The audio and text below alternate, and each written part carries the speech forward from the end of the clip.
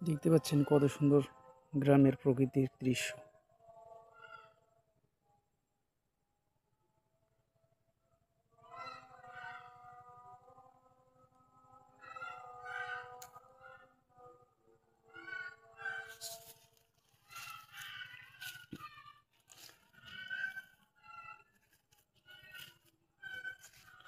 গ্রামে আসছি কিছুক্ষণের জন্য, গ্রামে ধান ক্ষেতগুলোর সাইড দিয়ে ঘুরতেছি।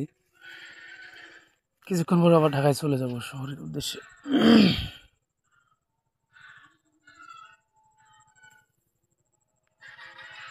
ধানের থোর বেরোচ্ছে, দেখতে পাচ্ছেন।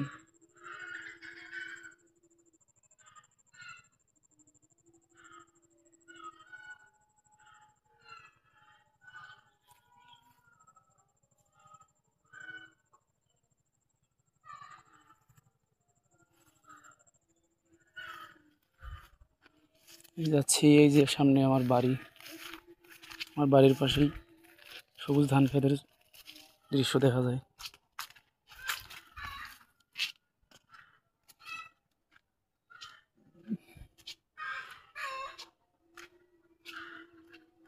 যে ওটা আমার বাড়ি।